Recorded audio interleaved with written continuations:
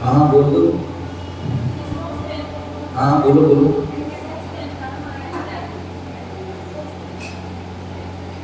ध्यान रखिए, अपने अपने बच्चों को समझाना चाहिए और बच्चों को भी ध्यान रखना चाहिए कि मंदिर में जो है मोजे आदि पहन के ना आए, समझ गए ना।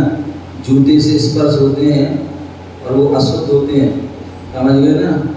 तो इसलिए कभी भी जो है, चाहे ठंडी हो चाहे गर्मी हो चाहे बरसात हो, मोजे आदि नहीं पहनना चाहिए। आपने देखा होगा कोई गुरुद्वारा जाता होगा, गुरुद्वारा जाते हैं, कभी भी तुम उसमें प्रवेश नहीं कर सकते। वहाँ पर आपके लिए जो है जोराब वगैरह उतारना पड़ेंगे, पैर धोना पड़ेंगे।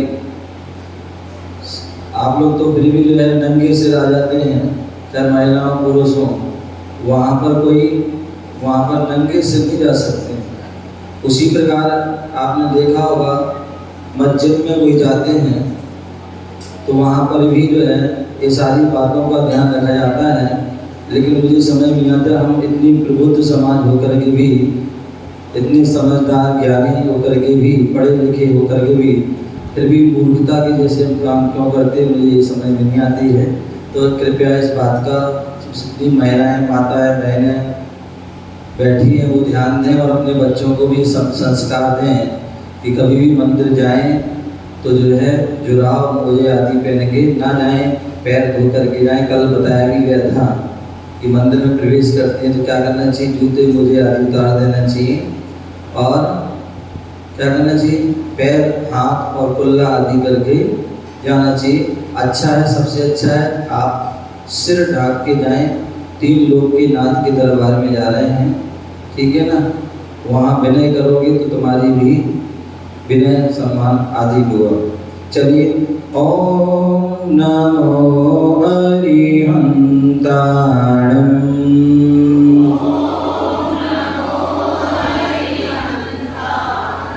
ओम नमो श्री सिद्धाणं,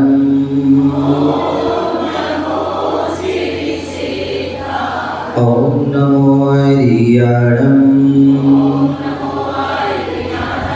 ओम नमो वज्रायाणं, ओम नमो लोये सौवे साहुणं,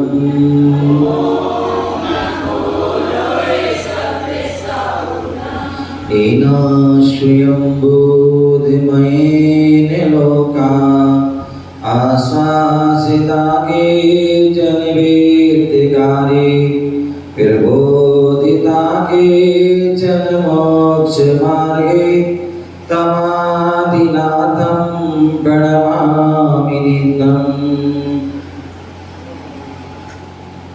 शिक्षा दीक्षा कुशला संगारम्भा परिग्रहा चत्ता, श्री गुरु विमल संबधि विरायसाय सदा वन्दे, विरायसाय सदा वन्दे, विरायसाय सदा वन्दे। अनंतानंद सिद्ध परमेष्टि भगवान की, अनंतानंद सिद्ध परमेष्टि भगवान की, अनंतानंद सिद्ध परमेष्टि भगवान की, अनंतानंद सिद्ध परमेष्टि भगवान की, अनंतानंद सिद्ध परमेष्टि भगवान की। आदि प्रभु आदि ब्रह्मा आदिनाथ भगवान की, चंदा प्रभु भगवान की, शांतिनाथ भगवान की, चिंतामणि पारसनाथ भगवान की, शासन नायक भगवान महावीर स्वामी की, परम पूज्य आचार्य भगवान गुरुदेव विराट सागर जी महाराज की, अहिंसामय विश्व धर्म की, तीर्थराज समेत शिखर की, अष्टांगा महापर्व की, सिद्ध चक्र महामंडल विधान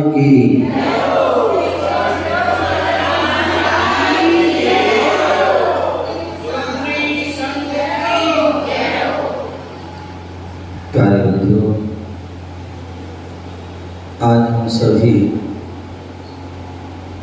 पुनः विराजमान हैं और आज सिद्ध चक्र महामंडल विधान का चौथा है ना, चतुर्थ दिन है और आज चतुर्थ दिन में हम 64 अर्घ चढ़ाएंगे। 64 और 64 अर्घ जो होते हैं वो 64 रिद्धियों के अर्घ होते हैं। मुख्य रूप से 8 रिद्धियां होती हैं और उन 8 रिद्धियों के ही उत्तर भेद कर देते हैं, भेद प्रभेद कर देते हैं, तो 64 रिद्धि हो जाती हैं। ध्यान रखना, ये रिद्धियां जो होती हैं वह किनको होती हैं? श्रावक को, हाँ, मुनिराज को ही ये रिद्धियां प्राप्त होती हैं। जब वह निर्विकल्प ध्यान में सप्तम गुणस्थान के जो दूसरा पाव है उसमें लीन होते हैं और अष्टम गुणस्थान के सम्मुख होते हैं, तब उनके लिए वह रिद्धियां प्राप्त होती हैं।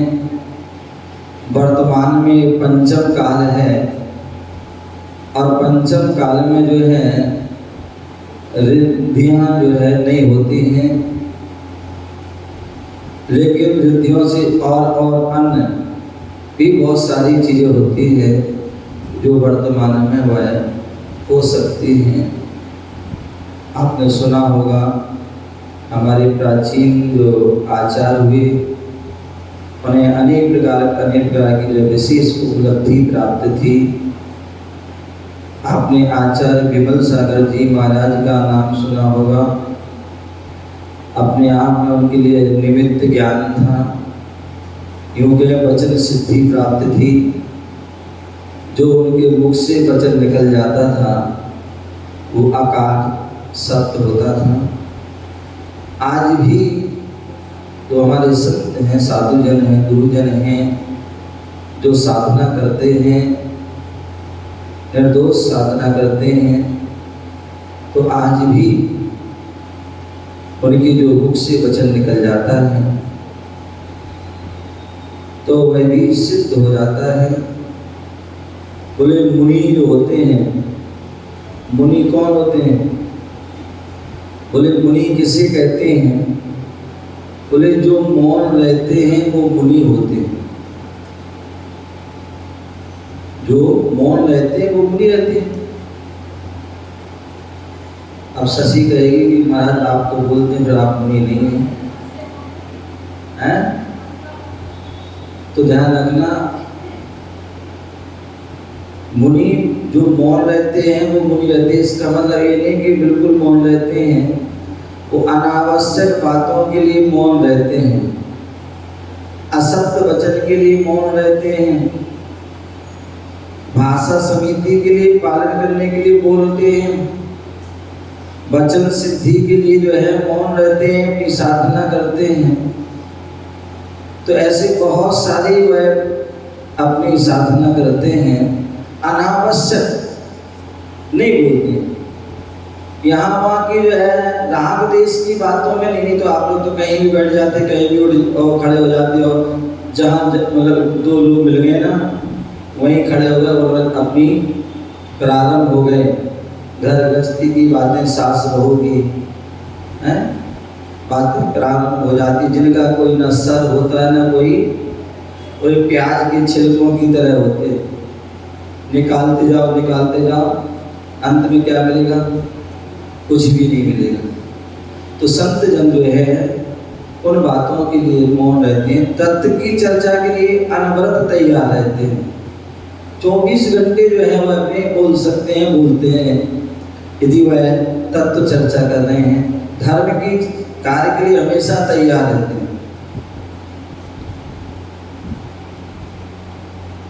मूलाचार आदि ग्रंथ में, भगवती आराधना ग्रंथ में उल्लेख मिलता है कि जब कोई समाधि आदि का, कोई धार्मिक कार्य आदि का विशेष आयोजन होता है तो उस समय साधु संत जो हैं आसमय में भी बोल सकते हैं, आसमय में भी गमन विहार कर सकते हैं, ऐसा जो है उल्लेख मिलता है। ऐसे हम जो है उन 64 रिद्धियों के जो है हम विधान करेंगे, जिसमें एक एक रिद्धि वह महत्वशाली होती है। हम सभी ने सुना होगा विष्णु कुमार मुनिराज के लिए, क्या विष्णु कुमार मुनिराज के लिए विक्रिया रिद्धि प्राप्त हो गई। ध्यान रखना, संत और असंत में यही फर्क होता है कि संत जो है उपलब्धियों के पीछे नहीं भागते हैं, उपलब्धियां उनके पीछे भागती हैं।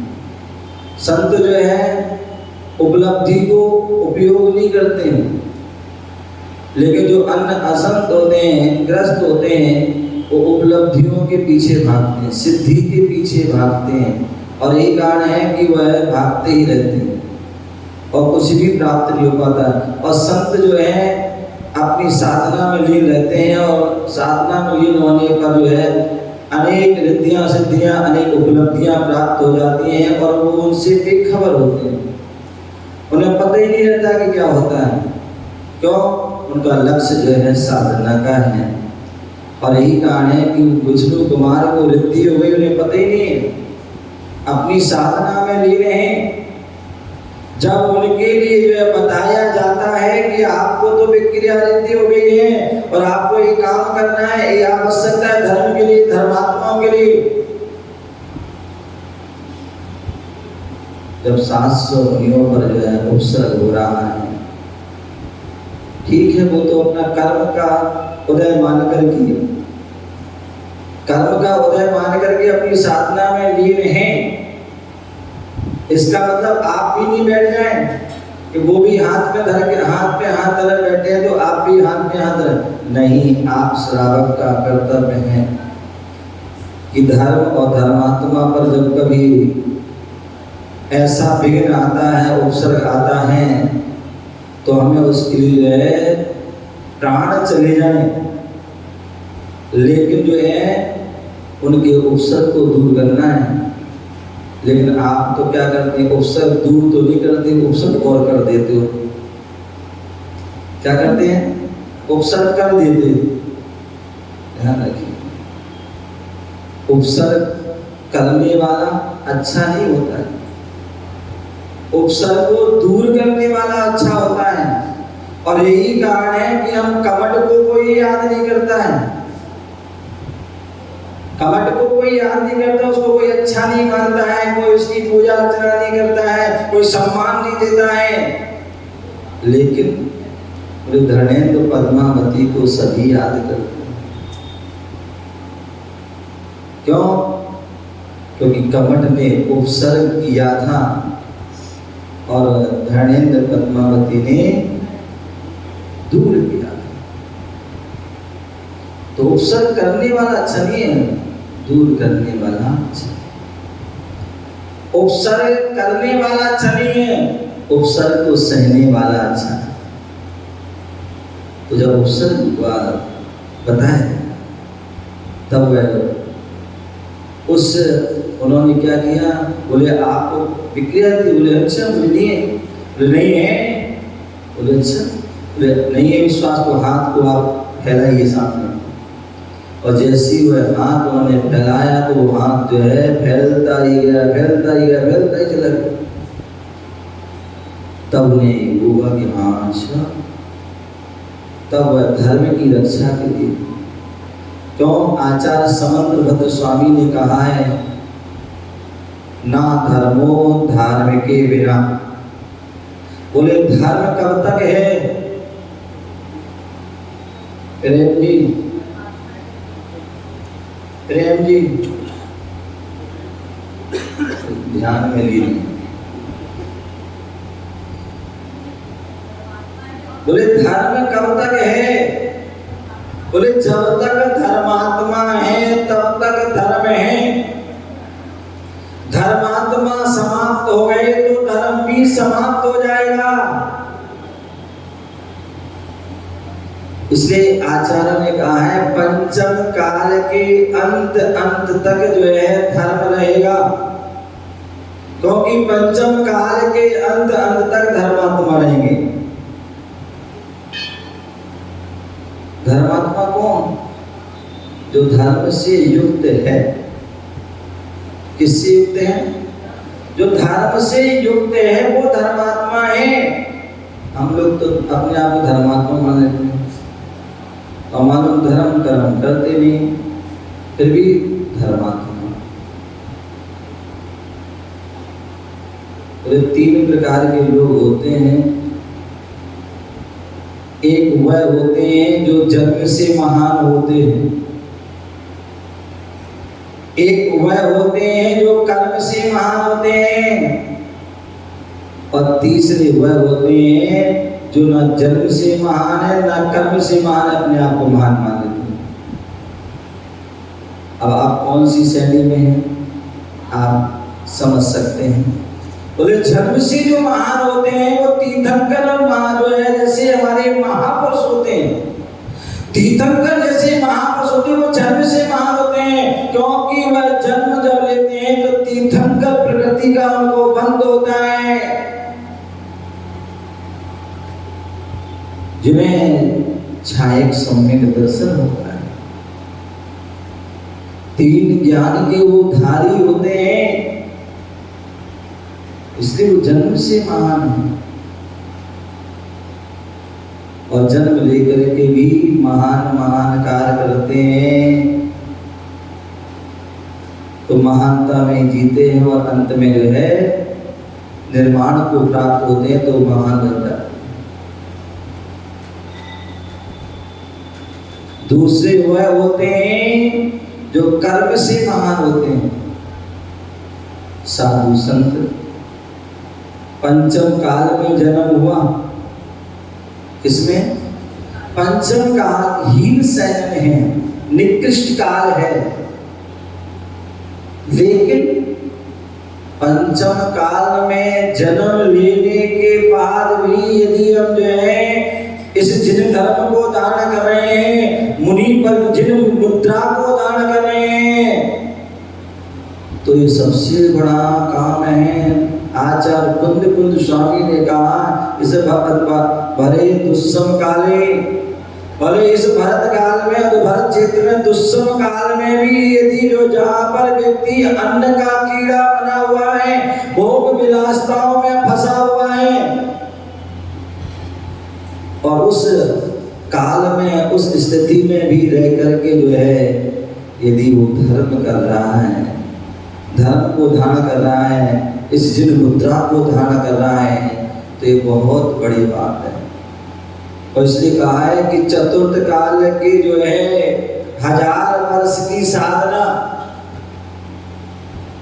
और पंचम काल की जो है 1 वर्ष की साधना भी वह श्रेष्ठ साधना है। तो इसलिए जो है वह साधु जन जो है साधना करते हैं और उनकी जो है वह उपलब्धि प्राप्त होती है। तो मैं बता रहा था कि जन्म से महान होते हैं और एक कर्म से महान। कर्म से जन्म तो होगा पंचम काल में, मिथ्यात्व अवस्था में हुआ, ज्ञानता अवस्था में हुआ, लेकिन जो है यथा समय गुरुओं का सानिध्य मिला, जिन वाणी का रसपान मिला, परमात्मा की जो है दर्शन आदि में लाभ हुआ और उससे जो है जीवन में परिवर्तन हुआ, जिनके दर्शन से निज के दर्शन हो गए और वह क्या हो जाते हैं, उन्हें सम्यक दर्शन हो जाता है, सम्यक ज्ञान, सम्यक रत्नात्रय को जान के मुनि बन जाते हैं, तो कर्म से महान हो जाते हैं और जीवन भर अच्छे कर्म करते हैं और अंत में सल्लेखना समाधि पूर्वक मरण कर लेते हैं। वह कर्म से महान। और तीसरे हम जो क्या करते हैं, न जन्म से महान है, न कर्म से महान है, ना जन्म से उपलब्धि को लेके आए और ना ही कर्म से कुछ अच्छे कर रहे हैं, लेकिन मानते जो है हम तो ये हैं वो है आदि। मानने से कुछ नहीं होता है, होने से होता है। तो अपनी आज साधना करते हैं उपलब्धि को प्राप्त हो। तो विष्णु को मानव निराज को बुद्धि प्राप्त हुई। जब मालूम पड़ा तो वह सास चले जाते हैं वह हस्तिनापुर, और जहाँ 700 निराजों के लिए घनघोर उपसर्ग हो रहा था, वह निराज जो है अपने कर्म को जो है मानकर, कर्म का उदय मान करके उस उपसर्ग को सहन कर रहे हैं। क्यों? ध्यान कर रहे हैं, सामय कर रहे हैं, समता भाव में लीन है।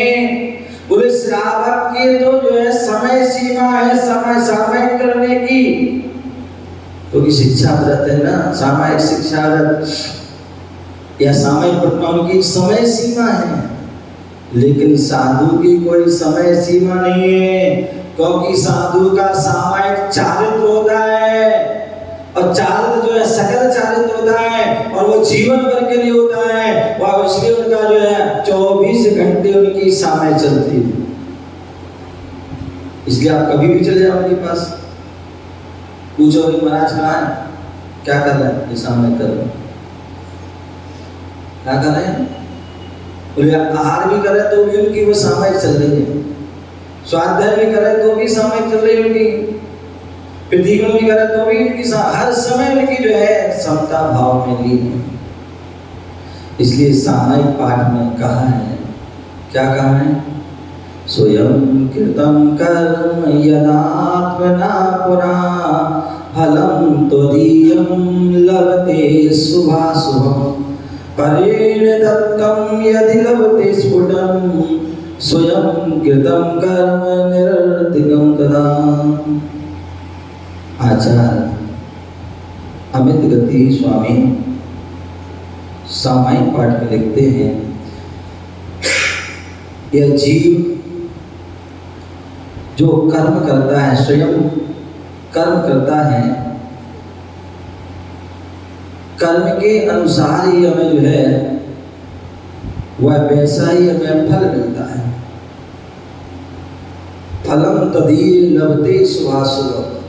जैसा आप कर्म करते हैं, चाहे वो शुभ कर्म कर रहे हैं तो आपको शुभ फल मिलेगा, और यदि अशुभ कर्म कर रहे हो तो आपके लिए अशुभ फल मिलेगा।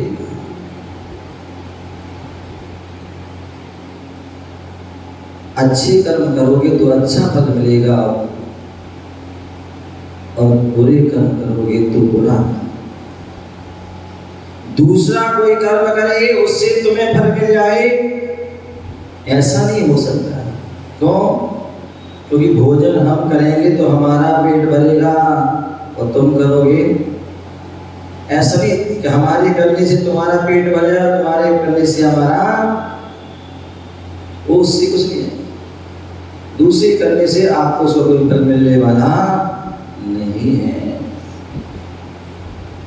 और इसी बात के लिए द्रव्य संग्रह आदि ग्रंथ में भी कहा है कि जो जीव जैसे कर्म करता है उसको वैसे फल मिलता है। पुक्कल कम्मा नीड़म कत्ता व्यवहार दो निश्चय ले दो चेदन कम्मा नादा शुद्ध नया शुद्ध भावना। आचार्य नेमिचंद महाराज कहते हैं कि जैसे आप उद्गल रूप कर्म कर रहे हो तो व्यवहार से आपको वैसा ही फल मिलेगा, और निश्चय से जो आप जो है चेतन रूप जो है कर्म कर रहे हो, ज्ञान दर्शन रूप जो है कर्म कर रहे हो, उसको जो भाव बना रहे हो, तो वैसे ही आपको जो है शुद्ध फल आपको मिलेंगे। यदि उद्गल रूप कर्म किए तो आपको जो है चेतन रूप फल नहीं मिल पाएंगे, और चेतन रूप किया है तो उद्गल रूप नहीं मिल पाएंगे। जैसे कर्म करोगे वैसे ही आपको फल मिलेंगे। गीता आदि ग्रंथों में भी यही बात कही है। हमारा कर्म सिद्धांत तो कह रहा है, इसके साथ साथ जो है अन्य जो है धर्मों के शास्त्रों में भी यही उल्लेख है। गीता आदि ग्रंथों में कहा जैसा कर्म करोगे वैसा ही फल। तो इसलिए क्यों ना हो, आप सभी जो है कैसा फल चाहते हैं सौरभ बाबू, कैसा फल चाहते हो? अच्छा ना बोलो, से बोलो, कैसा फल चाहते हो? बुरा के अच्छा है, शुभ रूप के अशुभ रूप है, कैसे चाहते हो? तो जब हम अच्छा चाहते हैं तो हमें अच्छा कर्म करना पड़ेगा। ऐसा नहीं कि 8 दिन विधान हुए तो 8 दिन बढ़िया दिख रहे और उसके बाद गोल। ध्यान रखना, ये तो 8 दिन की आपकी क्लास चल रही है, आपको जो है प्रशिक्षण दिया जा रहे हैं, हमारे शिविर लगा हुआ समझिए, और 8 दिन के बाद जो हम सीख गए अब उसको हमें आचरण में है। ऐसा नहीं कि चतुर्मास के प्रारंभ में दिव्य और चतुर्मास के, समझ गए ना हेतु? तो ध्यान रखना, अभी प्रारंभ हो गया है तो बस इसको फिर जो है प्रारंभ ही रहना है, समझ गए ना? जितना अधिक से अधिक जो है लाभ मिल रहा है उसको पूरा पूरा लाभ लेना है, और स्वार्थी बन के नहीं बन रहे करना, स्वार्थ कहीं बनी नहीं, निस्वार्थ भाव से और परमार्थी बन के हमें अपना तो लाभ लेना ही है, साथ साथ अपने पापा का, परिवार जन को, सबको भी लाभ दिलाना है। अन्यथा बच्चों तुम सो आराम से, नहीं तो हम पूजा करने जा रहे हैं, दर्शन करने जा रहे हैं, हम आहार देने जा रहे हैं, तो ऐसा नहीं। हाँ, उनको भी साथ में लेके आना है। वो बात अलग है कि वो सुबह स्कूल जाते हैं तो शाम को ले आओ, और जिस दिन छुट्टी है उनको सुबह ले आओ। ध्यान रखना, ये हम इन्हीं से नहीं कह रहे, आप सभी से नहीं कह रहे हैं, नहीं तो कहोगे उनसे कहा, आपसे तो कहा नहीं है, समझ गए ना? ऐसा नहीं, आप सब भी समझ जाना, एक से कह रहा हूँ तो सब अनेक से उसको समझना है। तो इसलिए जो है क्या है, तो बोले जो हमारी, जो हम स्वयं अच्छा कर्म करेंगे तो अच्छा फल मिलेगा, और बुरा कर्म करेंगे तो बुरा फल मिलेगा। यदि हम अच्छे कर्म करते हैं तो जो हमारे कर्म जो है क्या हो गए, जो अशुभ कर्म है वो निरर्थक हो जाते हैं, नष्ट हो जाते हैं, और यदि हम जो है बुरे कर्म करते हैं तो वही हमारे कर्म जो है क्या हो जाते हैं, प्रकट हो जाते हैं, उदय में आ जाते हैं, और वही हमारे दुख प्रदान करने लगते हैं। एक राजा था, और वह राजा, उसकी जो है रानी आदि थी, बच्चे आदि परिवार थे, और जैसे आप अपने बच्चों का जो है पालन पोषण करते हैं, उनके लिए सही प्रकार से उनका देखभाल करते हैं, वह राजा भी अपने बच्चों का वह पालन पोषण कर रहा था, सारी उनकी जो है हर प्रकार से ध्यान रख रहा था। और जब बच्चे बड़े हो जाते हैं, तो आज हम देख रहे हैं माहौल जो है अलग है, माहौल है कि जब बच्चे बड़े हो जाते हैं तो शादी आदि के समय आता है तो आजकल के बच्चे जो है स्वयं ही ढूंढ लेते हैं, क्या करते हैं, स्वयं ही अपने आप जो है ढूंढ लेते हैं। अब वो जमाना गया है, मतलब जो है कि जो माता पिता ढूंढ रहे हैं, बड़े बुजुर्ग ढूंढ रहे हैं, जो वो कहेंगे हो जाएगा। ऐसे बहुत हैं तो बहुत कम हैं, अन्यथा आज ऐसे ज़्यादा हैं कि अपने आप मम्मी पापा आप टेंशन नहीं करो, हम जो है अपने आप ढूंढ लेंगे। ऐसा नहीं कि ऐसा अभी हो रहा है, ऐसा पहले भी होता था। बोलते यदि पहले सतयुग था और आज कलयुग है, तो सतयुग में यदि राम जैसे पुत्र थे, राम जैसे यदि पुत्र थे तो रावण जैसे भी पुत्र थे। यदि जो है सीता जैसी जो है पुत्रियां थी तो शूर्पणखा जैसी भी थी। उसी प्रकार आज जो वर्तमान में जो है कलयुग चल रहा है, तो कलयुग में ऐसा नहीं कि सभी रावण जैसे लोग हैं। रावण जैसे हैं, बहुलता है, लेकिन राम जैसे लोग भी हैं जो अपने जीवन में मर्यादाओं को ध्यान रखते हैं। यदि ऐसा नहीं कि इस पंचम काल में शूर्पणखा ज्यादा है, ये निश्चित है, बहुलता है, लेकिन सारी शूर्पणखा हो तो ऐसा भी नहीं है, कुछ सीता भी है। तो ये जो है ये प्रचलन जो है हर समय रहता है, हर काल में रहता है। तो वहां भी वही खालता, वही मतलब है माता पिता की समझदारी। उन्होंने अपने बच्चों से पूछ लिया, क्या बच्चे स्वयं कहें कि हमें इनसे शादी करना है, इसलिए माता पिता स्वयं पूछ गए कि बताओ तुमने कोई पहले से कोई देख रखा हो, कोई पसंद कर रखा हो तो बताओ, मैं उन्हीं से शादी करूं। तो दो लड़कियां थी, दोनों से उन्होंने पूछा, एक सुंदरी और एक मैना सुंदरी। दोनों के लिए पढ़ाया लिखाया सब कुछ किया गया। कहते हैं पांचों उंगली बराबर नहीं होती। रिया सुन रहे हो? लग रहा थोड़ा पीछे बैठो, पीछे सरको, अच्छे बैठो।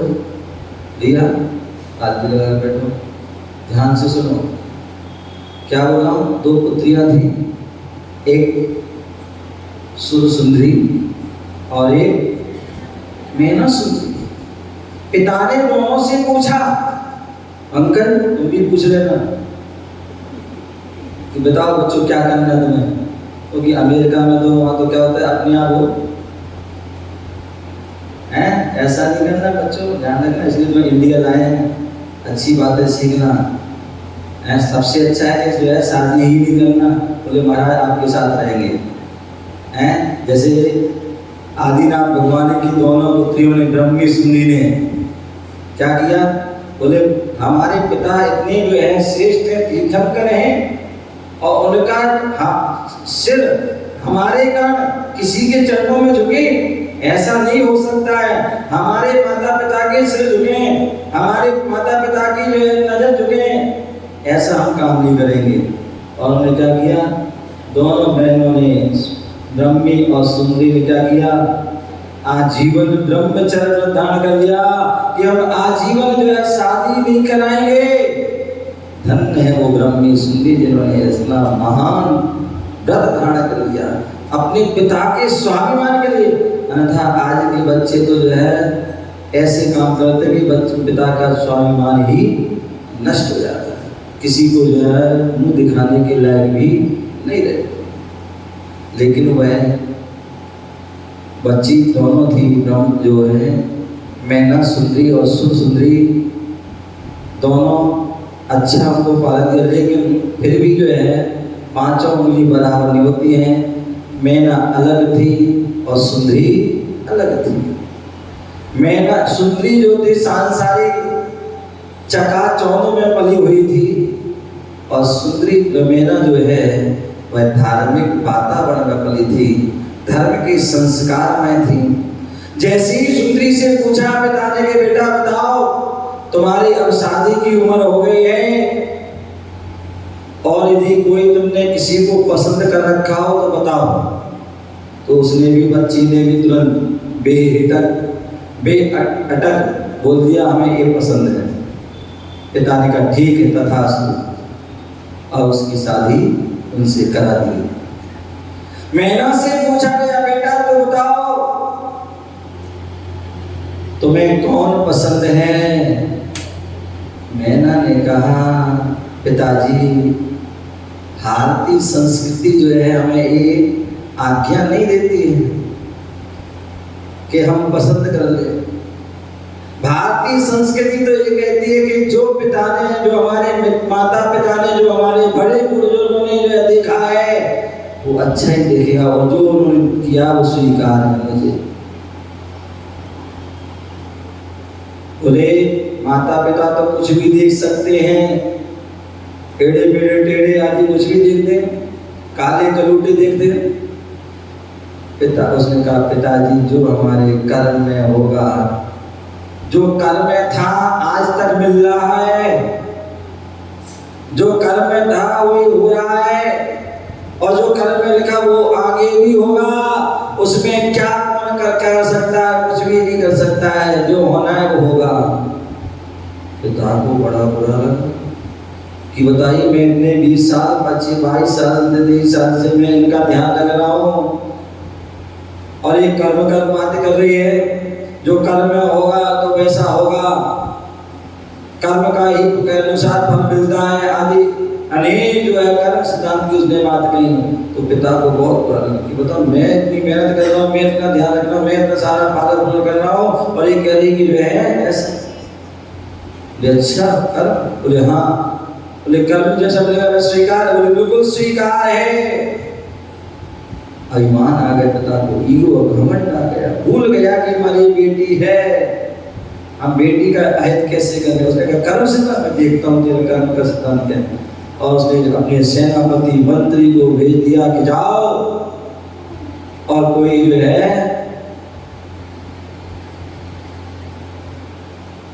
इसके ऊपर ढूंढ के लाओ, जो परेशान हो, दुखी हो, कष्ट का। खोजते खोजते पहुंच जाते हैं, और जो है श्रीपाल जो है एक स्थान पर मिल जाते हैं अपने जो 700 कोड़ियों के साथ। और जैसे उनको देखा तो राजा आज्ञा है कि बुरी से बुरा जाना है, और उनको वहां लिया। बोले ये मिला, बोले इससे और कोई? बोले यही बस, सबसे ज्यादा ही। बोले इसी से इसकी शादी करी जाए, और उससे उसकी शादी कर दी जाती है। शादी करने के पहले फिर पूछा जाता है बताओ अपनी पसंद से करोगे मेरी वजह? बोले जो कर्म में लिखा होगा वो, जो भाग में लिखा होगा वही होगा, वही पसंद है मुझे। तो ठीक है नहीं मानोगे। और उन्हें कोड़ी लड़की से, कोड़ी पति से उनकी शादी करा दी। बता, उनको पता चल गया कि वो कोड़ी है। माने परिवार ने सबने कहा मना कर दो। नहीं, जो हमारे कर्म में भी लिखा है तो मैं इससे ही शादी करूंगी। और हालांकि पिता भी दुखी हो रहा है, लेकिन अभिमान अहंकार, सारा परिवार, सारा पूरा राज्य दुखी हो रहा है, लेकिन वहाँ पिता भी टस से मस नहीं हो रहा, और वहाँ बेटी भी टस से मस नहीं हो रही है। और वह शादी हो जाती है। शादी होने के बाद जो है उसकी विदा हो जाती है, और विदा होने के बाद वह पति के साथ में। हालांकि श्रीपाल भी मना करते कि बोले नहीं मुझे ऐसा कोड है आदि है, नहीं करो शादी। बोले नहीं, हमारे भाग में ही लिखा है तो मैं करूँगा। और शादी हो जाती है दोनों। उसके बाद भी कहा तुम अलग रहो, बोले लेकिन नहीं, अब तो जो है आप ही हमारे सब कुछ हैं, और आप जो मिला है उसको ही वही श्रेष्ठ है हमारे लिए। और वह भगवान की भक्ति आराधना करती है। वहीं जो है साधुओं का आगमन हुआ, गुरु का आगमन हुआ, और गुरुओं के उपदेश सुने, और गुरुओं के उपदेश सुनकर के जो है कर्म कैसे क्षय हो, कर्म कैसे क्षय हो, पुराना जो कर्म है वह कैसे क्षय होगा, इसका गुरुजन उपाय बताते हैं कि भगवान की हम भक्ति करें, सिद्धों की हम आराधना करें। सिद्धों की हम आराधना करते हैं, पंच परमेष्टि की हम आराधना करते हैं। तो पंच परमेष्टि की आराधना करने से क्या होता है? विघ्नो वा बलियमियांति साकिनी भूत पन्नगा विशो निर्विस्तानि यानी। स्तूरी माने जिन्हें सुना, बोले जिन्हें तो भगवान की स्तुति करने से, भक्ति करने से, आराधना करने से क्या होगा? विघ्न हुआ प्रलयम यान्ति। जितने भी विघ्न हैं वह प्रलय को प्राप्त हो जाते हैं, नष्ट हो जाते हैं। सामिनी भूत पन्नगा, जितनी भी ऊपरी जो है आदि अनेक प्रकार की जो बाधाएं, भूत प्रेत आदि की, वह सारी जो है बाधाएं भी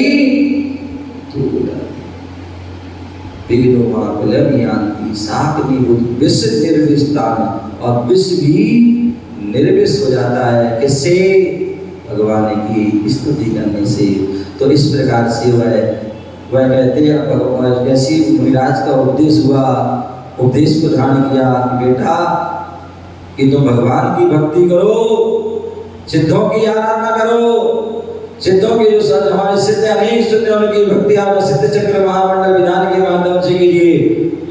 और वह भक्ति आराधना, विशेष भक्ति आराधना करती है। और जैसी वह सिद्धों की आराधना पूरी होती है और वह जो है आसिका आदि का जो जल है, जो गंधोदक है भगवान के अभिषेक का यंत्र देगा, और वह गंधोदक जैसी उन पर वह छिड़कती है, इन पर पति पर। ध्यान रखना, केवल मैना सुंदरी के विधान करने से कुछ नहीं होगा। मैना सुंदरी तो किया ही, साथ साथ वह सभी जो भी वहीं पर बैठ अपने जो है उन्होंने भी कृतकार्य अनुमोदना, वहां पर वह भी जो है द्रव्य से नहीं तो भाव से तो जो है वह बैठे और उन्होंने जो है पूरे विधान आदि पूजा आदि में लाभ लिया। और उसका फल हुआ कि जो है जैसी वह गंधोदक छिड़का गया तो वह सारे जो है 700 कोड़ी जो थे वह उनका कोढ़ दूर हो जाता है और उनकी वह कंचन काया हो जाती है, सुंदर वह शरीर हो जाता है, निरोगी वह शरीर हो जाता है। और जब निरोगी शरीर हो जाता है तो वह जो है पुनः वह पिता के पास जाती है। और जैसे ही पिता के पास जाती है, पिता देखता है कि हमारी लड़की किसको लेके आ गई। लगता है ये हमारी लड़की तो बड़ी उल्टा निकली, बोलती बोलती कि जो कर्म कर्म, और लगता है इसने उसको छोड़ करके दूसरी शादी कर ली है। ऐसा उसका पिता सोचता है। बोले किसको लेके आ गई, जा हमारे यहाँ से, ऐसे काम करती है। बोले क्या कह रहे हो पिताजी। बोले मैंने तो तेरी कोड़ी पति से शादी की थी, कौन है तो सुंदर कामदेव जैसा है, ये किसको लेके आए। बोले पिताजी आपने मुझे ऐसे संस्कार नहीं दिए, ऐसे मैंने कोई जो है वो मैं कोई जीवन में संस्कार नहीं दिए, ऐसे कोई मैं गुरुओं से उपदेश नहीं सुने कि मैं ऐसा कार्य करूं। मैंने तो धर्म के और कर्म सिद्धांत सुने और उसका ये फल है। बोले क्या कहते हो। बोले जो तुमने कोड़ी पति से शादी की थी वही ये पति है हमारे। उस समय कर्म का उदय था तो उस समय कोड़ था इनको, लेकिन हमने जो है भगवान अपने कर्म पर विश्वास रखते हुए, और कर्म जो है हमेशा एक सा नहीं होता है।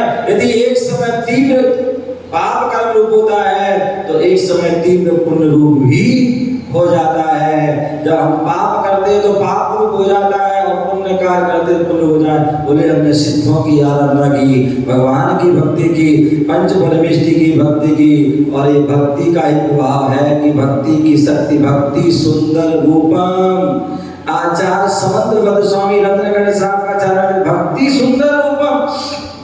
भक्ति करने से सुंदर रूप प्राप्त होते, और यही हुआ सिद्धों की आराधना की और उससे जो है सारा जो है कुष्ठ दूर हो गया। मैं वही मैना हूँ और वही ये श्रीपाल है। बस ये भक्ति का और कर्म का ही प्रभाव है कि आज ये कामदेव जैसे सुंदर हो जाते हैं। तब वह पिता उस पुत्री से क्षमा मांगता है और पश्चाताप करता है, और फिर वह स्वीकार करता कि हाँ वास्तविकता में जो है कर्म ही हमारे लिए सुख देते हैं, कर्म भी हमारे लिए दुख देते हैं। और हम शुभ कर्म करते हैं तो उससे हमें सुख मिलता है, और अशुभ कर्म करने से हमें दुख आदि मिलता है। अच्छे भाव करने से पुण्य का अर्जन होता है, बुरे कर्म करने से, बुरे भाव करने से जो है पाप का अर्जन होता है। पुण्य से साता वेदनी का आश्रय होता है, और पाप से असाता वेदनी का। पुण्य से ही हमें उच्च गोत्र आदि की प्राप्ति होती है, और पाप से हमें नीच गोत्र आदि की प्राप्ति होती है। आचार्य नेमिचंद द्रव्य संग्रह में कहते हैं, स्वह अस्वह भाव युक्ता पुण्यम पावम हवंती खलु जीवा, साधम स्वभाव नामम गोदम पुण्यम परायणी पावम च।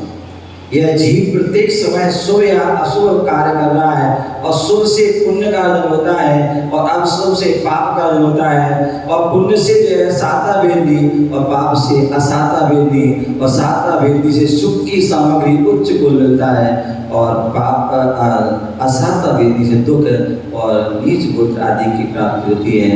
इसलिए हमें जीवन में अच्छे अच्छे कर्म करें और अपने जीवन को अच्छा श्रेष्ठ बनाएं। इसी भावना से जय गुरु महावीर भगवान की। द्राक्षाजी महाराज की जय। महाराज की जय। 9 बार नमो का मंत्र का जाप कर लेंगे।